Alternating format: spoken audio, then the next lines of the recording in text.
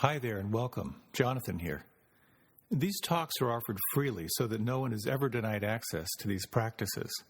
Your support makes a big difference. If you feel inspired to make a donation, please go to jonathanfoust.com. Thank you.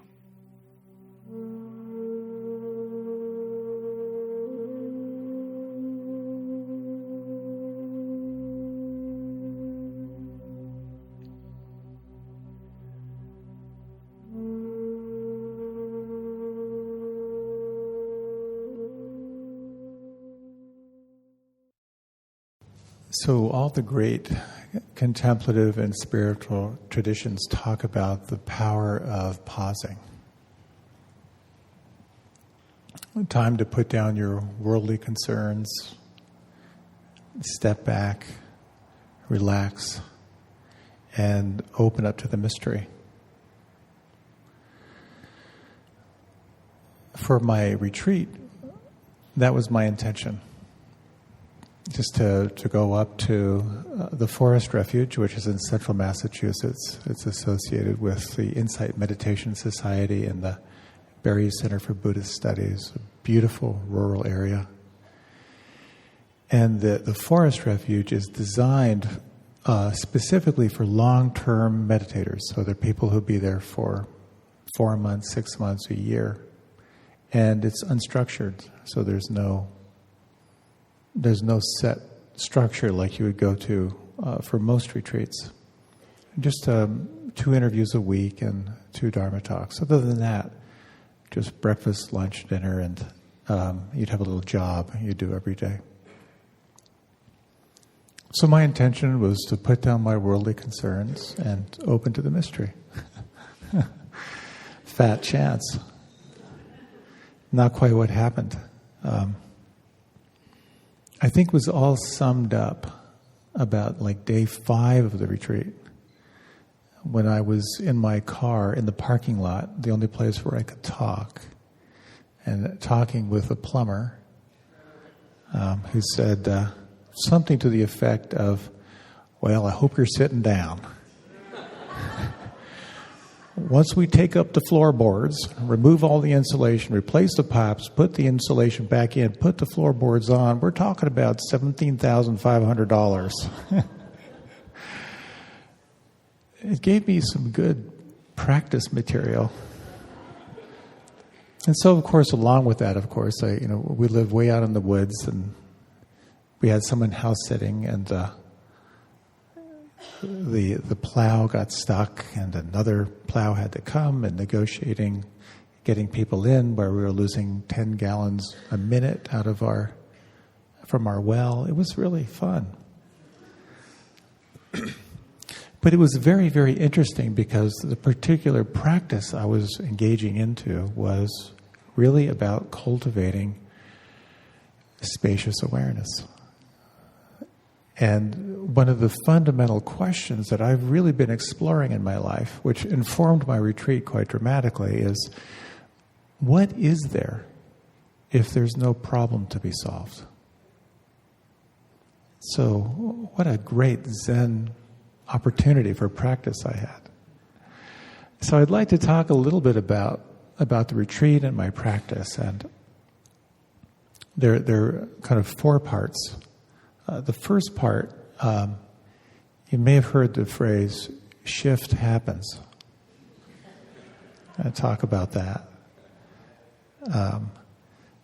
The second is, what is the anatomy of an insight? How do we cultivate an internal environment for an insight to arise, to sort of get out of the box of the linear rational mind? The third is how meditation is really a process of training your brain to think in a different way, to operate in a different modality. And the fourth is about the power of inquiry and the questions you can ask yourself, which is a big part of my retreat. So when you go to the Forest Refuge, you sort of walk into this space where it's very, very quiet. And I've never been to jail, but there's some similarities, I imagine. You're sort of like given your sheets and your blanket and your pillowcase, and you know what it's like when you're in a new social situation. Like, where do I fit in? But there's sort of that sense of, you're all the same. You've got your few items. No one's looking at you, or if they are, it's out of the corner of their eye. And you don't really know what the established order is. When you sit down in a chair, you don't know if it was someone's favorite chair or that sort of thing. And this sort of the social order, standing in line. Normally people stand in line, with like 2 feet in front of them. Well, at the Forest Refuge, is like 5 feet between people. Everyone's reeling into their space. But then there's a rhythm that you get into on a retreat. And if you've done a residential Vipassana retreat, it's really quite beautiful. There's just lots of space with these punctuated with meals.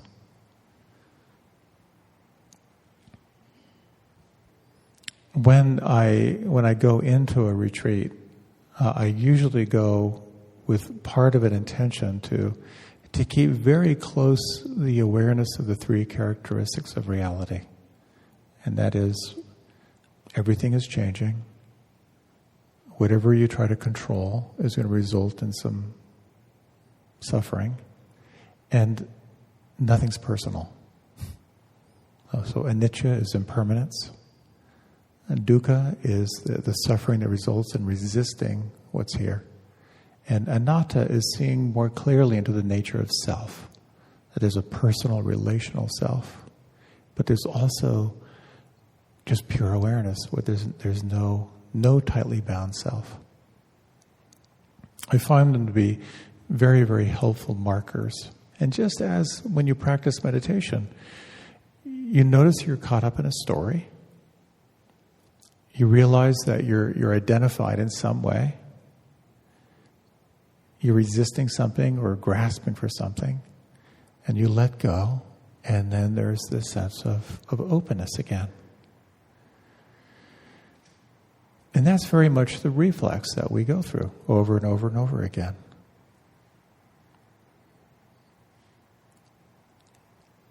There are different ways to enter into practice. There are the practices that are about doing. Very much of what we did just a few minutes ago of choosing an anchor. Bring your attention to the anchor. When the mind wanders, you bring it back. And over time, you begin to calm and settle the mind. You can sustain more attention on the moment-to-moment phenomena of what's happening. And from there, you then begin to cultivate more of a sense of the witness, your capacity to observe without clinging, and that opens up more space. The other approach is really embracing the practice of being, of just being present. And from that wide open space, you begin to notice what's happening and how you're relating to it. So you have the kind of the extreme practice on the Zen side, meditate like your hair's on fire, die on the cushion. And then you've got the Tibetans on the other side saying, the only way to find it is to relax. It's the searching that's screwing everything up. So how do we justify the two? How do we really work with the two? And as I've talked many times, I find it very helpful to go from focus, concentration, to flow into that sense of letting go. But I decided on this retreat to go in through the lens of being. Because quite often when I do a retreat, it's like, okay, I'm going to get to work. I thought, what if I just went in with a question? And the question I had was, what could relax and let go right now? It was a very different way for me to enter into practice and to enter into a retreat. So this viewpoint of relaxation and letting go was really really quite wonderful.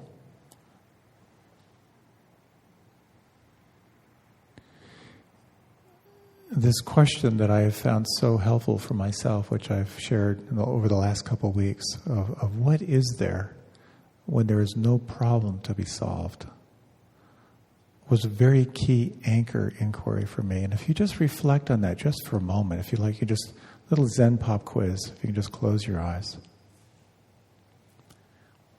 What is there right now if there is no problem to be solved? What experience emerges out of that question for you? I'll just take a minute.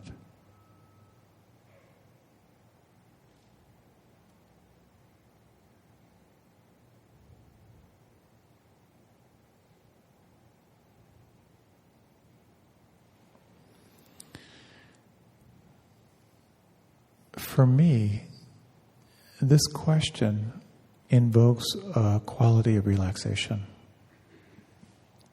It shifts me from a self-fixating on something, and it gives me a glimpse of a quality of open awareness, of just relaxed open awareness.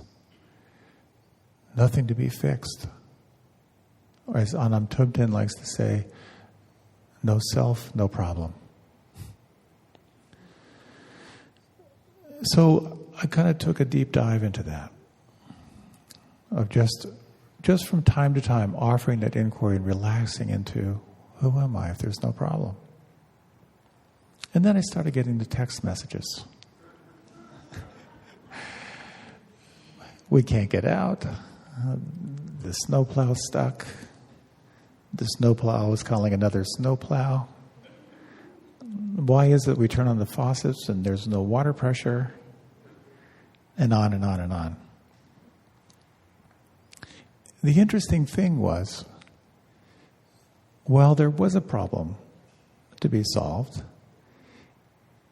coming back to that inquiry gave me a lot more creativity in terms of how I was able to respond to it. It very quickly demonstrated for me what I had control over and what I didn't have control over.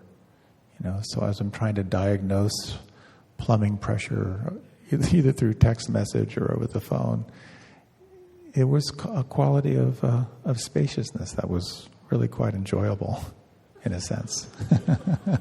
It's like, well, what else can I do? What I found was the more I kept returning to relaxed, open awareness, the more resilience there was. The more I was able to respond without getting stressed out. I was able to just be grateful and assure the person who was house sitting that, hey, this is not the end of the world. We're doing the best we can, and I think that was helpful. So when there's no problem to be solved, in that relaxed state, there's more creativity. And with it can be more insight, if you will. Which really leads to the second piece of what is the anatomy of an insight? This practice of meditation that we do here falls under the category of vipassana meditation.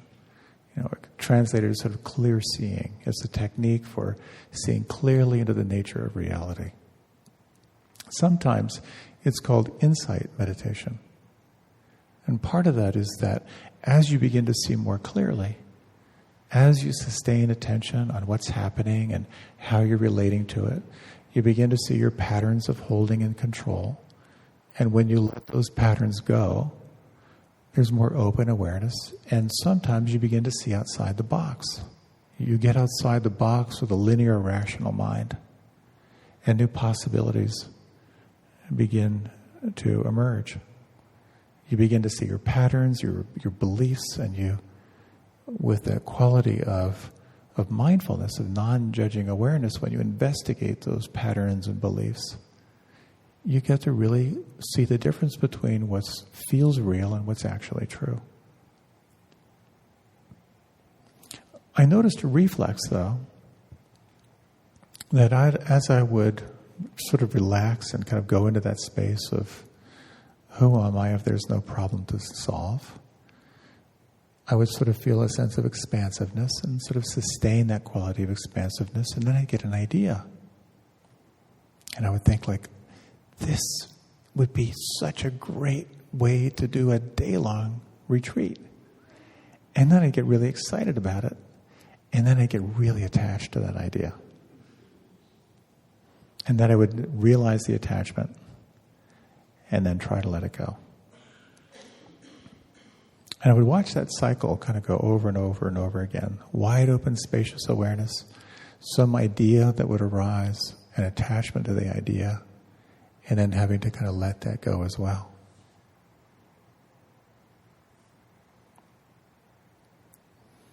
And what it brings to mind is how in our practice, what we're invited to do again and again is to let go.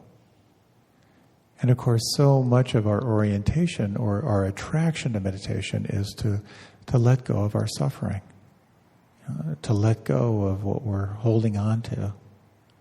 But it's also about letting go of the attachment to pleasure. And that becomes quite an interesting edge. To trust that we can let go and come back to that sense of open awareness. And of course, what happens is, as you get more and more settled in your practice, you begin to recognize how much everything is changing. It's just a constant fluctuating field of experience. Sensations, thoughts, feelings, different states coming and going. And you begin to sense who you are as the observer of everything that changes. Is there something in your experience that doesn't change? How do you tune into that? And is there something even beyond that sense of the witness, of even something that's even paying attention? So I'd like to offer just a short meditation, just a little 2-minute inquiry.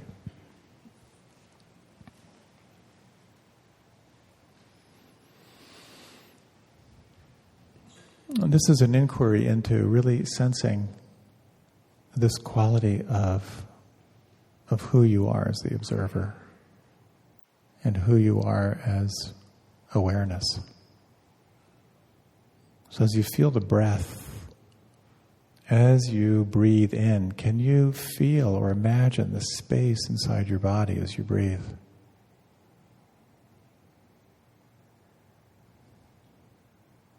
As you exhale, can you feel or imagine the space outside your body?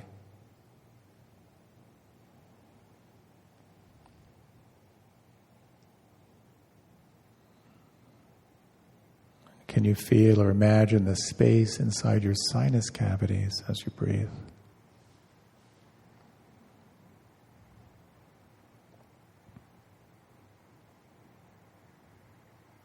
Can you feel or imagine the space inside your lungs as you breathe?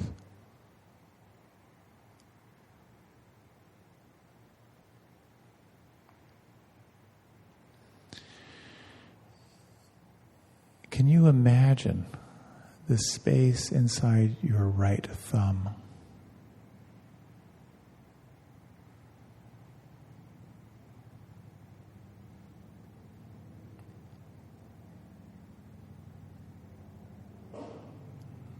Can you imagine the space between your navel and your spine?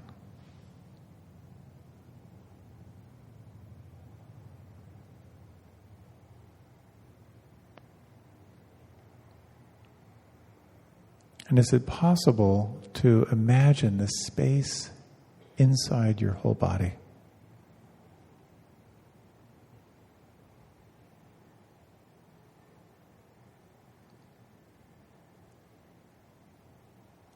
Can you imagine the space outside your body?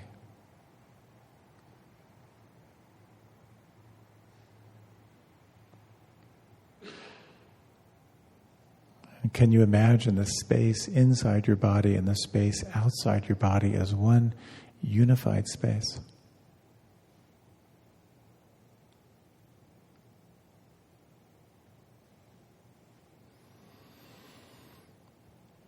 In this sense of space,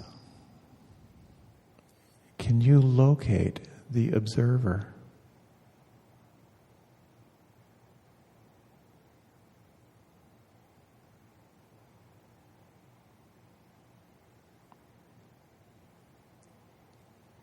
can you sense what it is that is aware right now?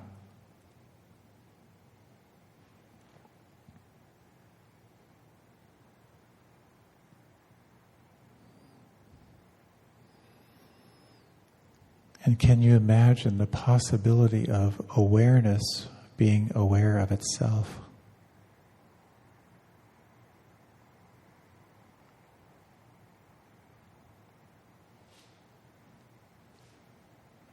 Can you imagine a quality of effortlessness that allows this to be right here?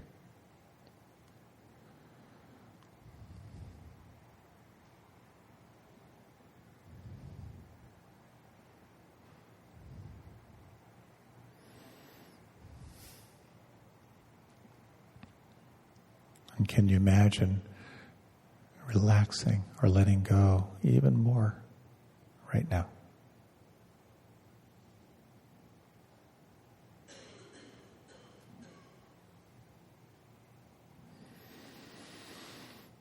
And gently lengthening your breath.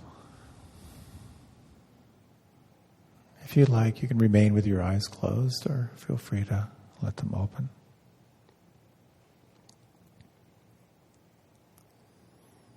And this inquiry into who you are as the observer and the sense of self becomes a very important part of our practice.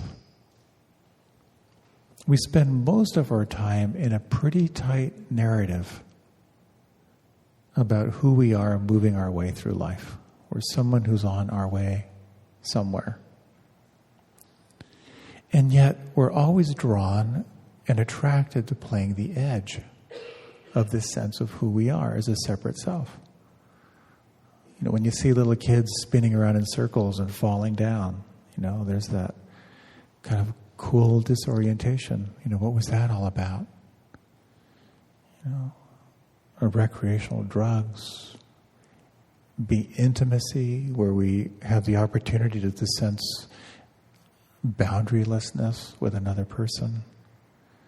The activities that take you into the flow state, whatever that may be, being in nature or with animals or music or art or poetry or sports or anything that gives you that sense of absorption and flow, the sense of self falls away. And meditation practice, especially when you can ramp it up, it helps you to sustain attention in non-ordinary states, where you can begin to explore the permeability of who you are as someone on their way somewhere, and who you are as relaxed, open, awake awareness.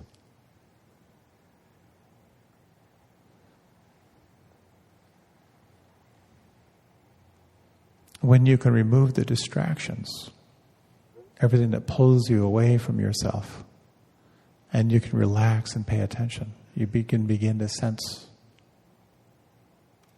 Not only when you practice deeply will everything undigested in your life come forward for you to experience and release, but with that also comes an experience of what we could call the mystery, the sense of an expanded self, the possibility of sensing really who you are when there is no problem to be solved, when there is not a tightly bound self.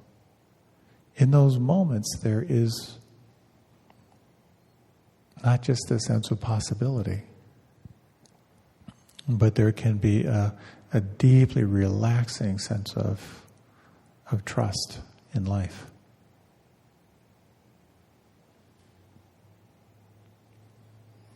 Whenever I'm doing intensive practice, I usually have some little aha moment where I realize, oh, this is all about training my brain to operate in a different modality.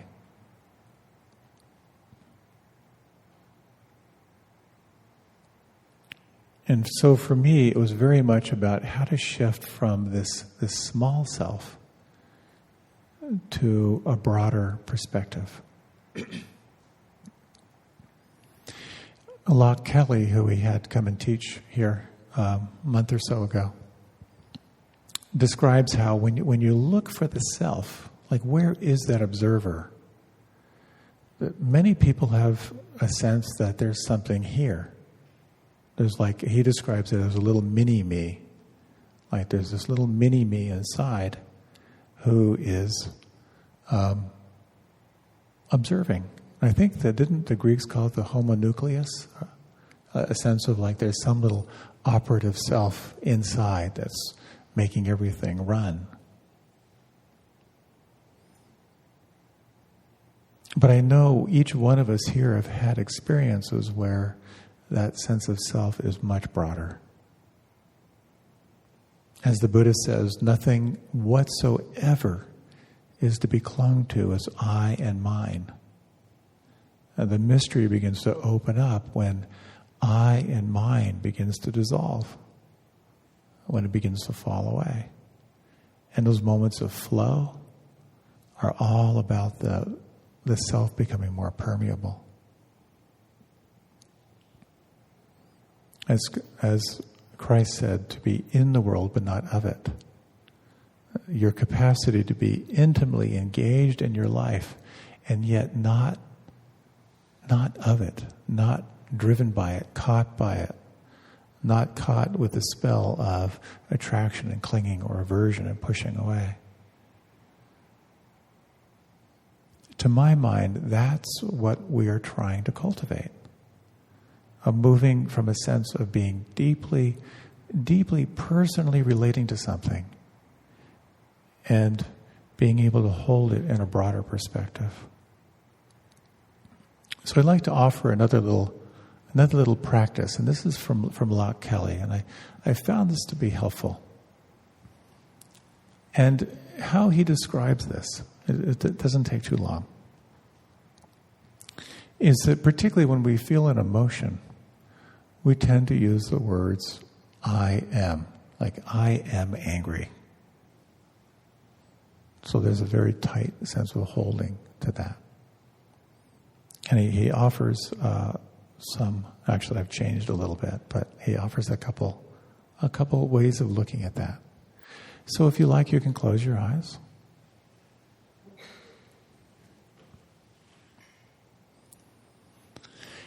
And you might just bring into mind an emotion that you felt today or in the last couple days.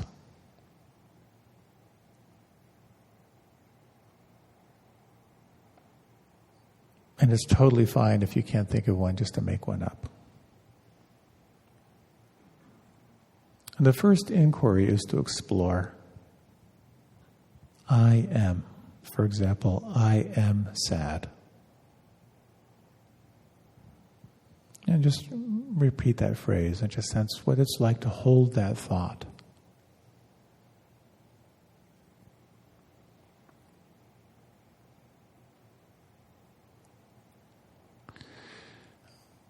The next inquiry is to change the wording a little bit to I feel, and then the emotion. For example, I feel sad. And just for a few moments explore what it's like to reflect on that phrase.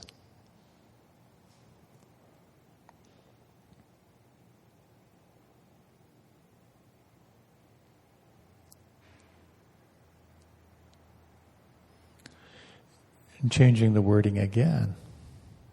I am aware of feeling, and then the emotion. For example, I am aware of feeling sad.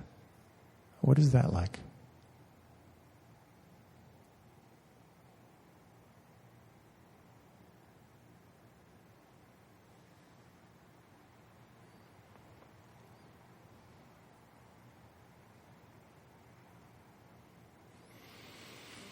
And now exploring, naming the emotion, and then the words is welcome. For example, sadness is welcome right now.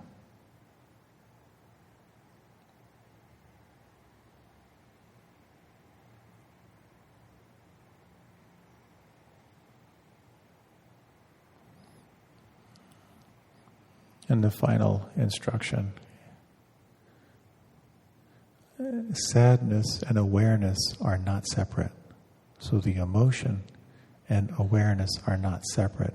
And just explore for this next 20 seconds, to let the sense of both awareness and the emotion to commingle. What do you notice? What might shift?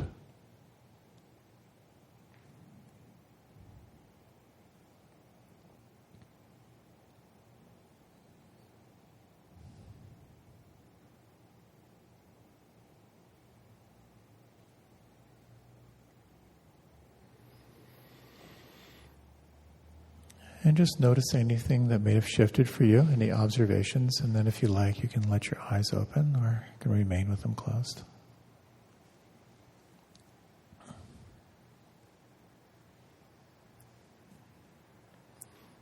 Generally, our initial response to an emotion is pure identification.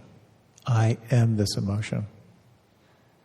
Kind of the next stage is I feel this emotion. And then when we use the words, I am aware of feeling this emotion, it's like we're somewhat removed. That we are aware of the awareness of the emotion. And then when we can allow and welcome the emotion and to inquire that awareness and the emotion are not separate and let them commingle, it changes from a tight grasp to more of a wide open allowing.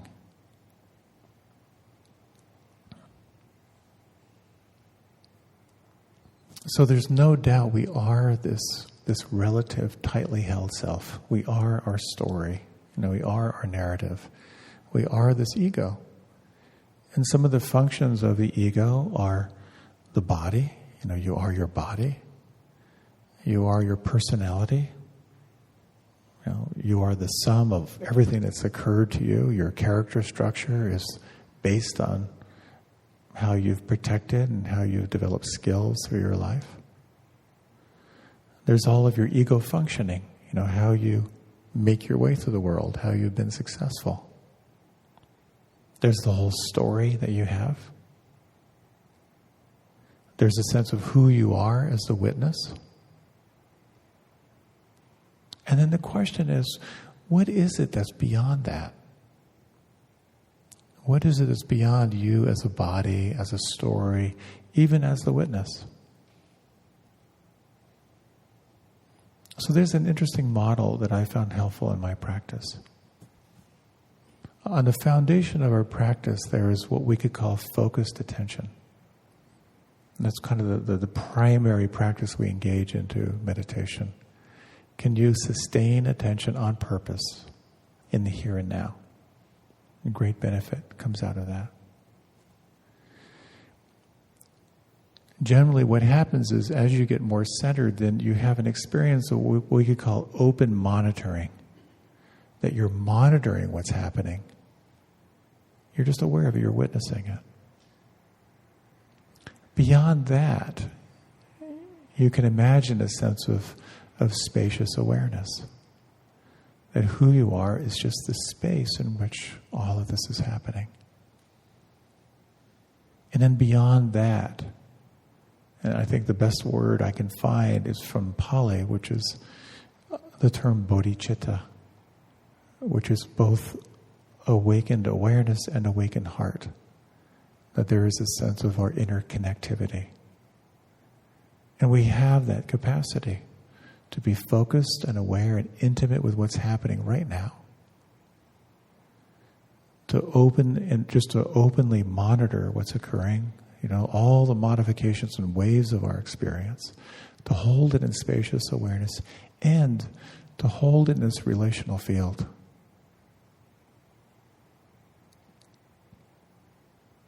And that's part of the practice and part of what I was engaging into, for my week. Can I be present? Can I open monitor without trying to control it? Can I rest in spacious awareness? And can I hold this in a relational field? And I noticed a really interesting phenomena. Just as we say, when you focus on being present, you'll notice how you're not present. When you focus on compassion, you'll notice how mean you are. And when you focus on relaxing, you'll notice how relaxed you're not. you ever notice when you ever see a little baby when they're chilling out, and then suddenly they like what the hell's going on? You know, that sort of reflex. I had a reflex very similar to that, where I would just sort of be like softening and opening into relaxed, open awareness. There's nothing to do and nowhere to go, and like, what the hell's going on? You know, or like, you know what? I think I need to check my email one more time. You know that feeling, just sort of the twitch of self-protection. And I really come to see how not only is that sort of personal for me, I always like to say anxiety is my specialty. You know, I think part of that was just part of my upbringing, and sort of realized that my mother lost the child before me in childbirth, so she was very anxious carrying me, and I realized, you know, I was just in a little ocean of anxious neuropeptides, you know. It's just part of the test tube in which I was raised was anxiety. But I also see that that's part of human nature, you know. As we have a nervous system, you know. The law of the jungle is if you relax and close your eyes, you're someone's lunch, you know. So that seeing that part of the practice was quite interesting for me. But also really beginning to see how that requires kindness. And that's such a part of our practice, is to bring a sense of kindness and compassion to that. So when we focus on developing the sense of self-observation, and then opening to spacious awareness, and opening to our interconnectivity, is very helpful in the practice of self-observation to sort of recognize how we perceive. You know, we're all aware of the sense doors. You know, we have the sense door of sight, of taste and smell and touch. But in Buddhist psychology, the brain is also considered a sense door. So not only are you monitoring the raw data of the sounds right now, the air temperature against your skin, the visual information, the smells, the taste, but there's also the brain, which is computing all of this, monitoring to see if you're okay, fitting into a narrative that continues to make sense. And when we begin to relax back more into the sense of open awareness, what happens is you begin to believe what the mind tells you less. You begin to develop the capacity to observe the functioning of the brain. The brain doesn't stop. Just like an organ is secreting fluids, the brain doesn't stop secreting thoughts. And there's more of a sense of not just non-reactivity, but realizing that this is also part of the human experience. This thinking, perceiving, judging, comparing brain, it does what it does. And you have the capacity to hold that in open and spacious awareness.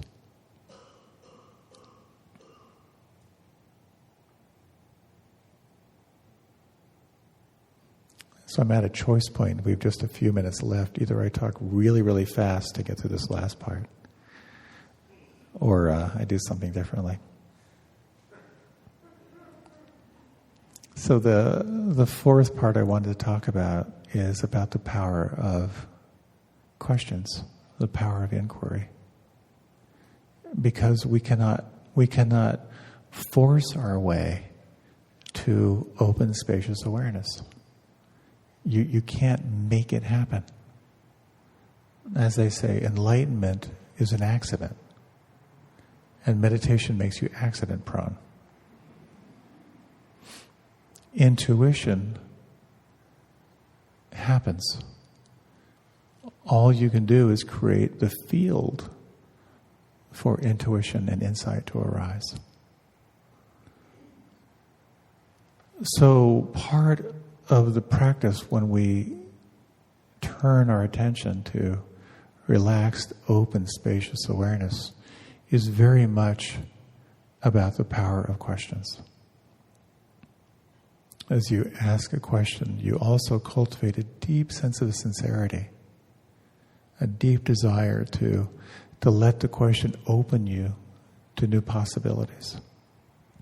And then you pay attention to what occurs. Just as in koan practice, what was your face before you were born? It's designed to take you beyond the mind, to take you to an experience. So there were a number of questions that I used in my practice that became more refined as I made my way through the retreat and toward the retreat as I looked toward how I wanted to take it forward. And I think what we might do is just close with a short meditation. I'll offer a few inquiries for you.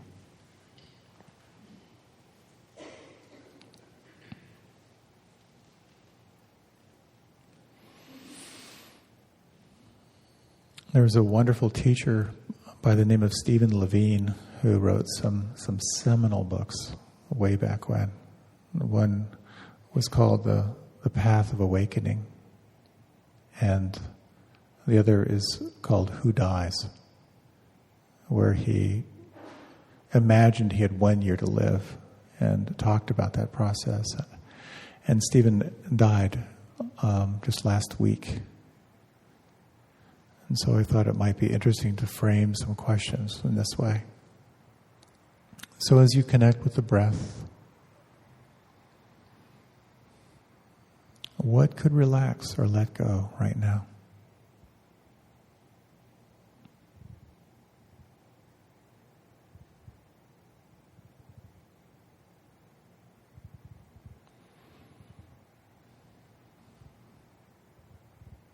What are you right now if there is no problem to be solved?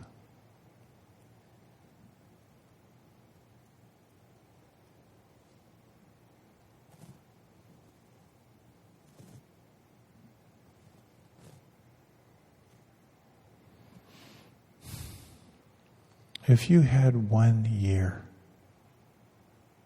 left, what would be most important for you?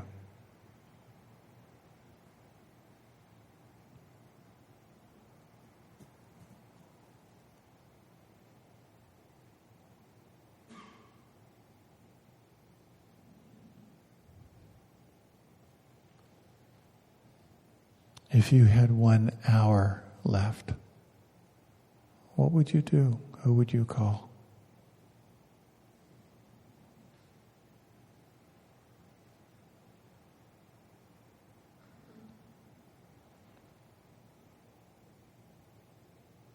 If you had 1 breath, how would you want to experience that breath?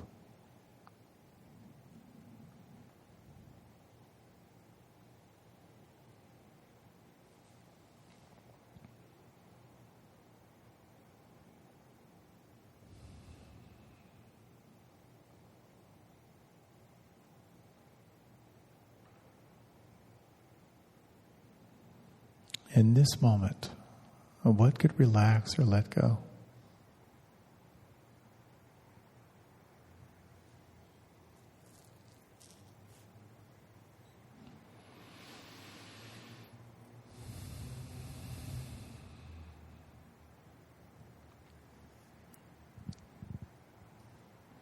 And as you're ready, you can gently deepen your breath.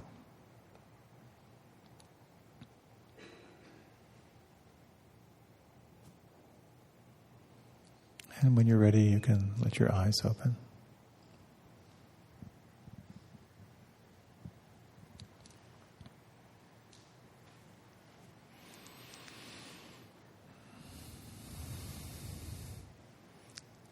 I'm sorry to end on death, but what the heck. The other question I was going to throw out was, would you like a cookie? but that's something to reflect on later. Thanks for your generous listening. Blessings in your practice. A few announcements before we go. Would there be anyone going by the Ballston Metro to drop someone off if someone needs a ride? Wonderful. If you can just raise your hand. So good. Anyone else needing a ride afterward?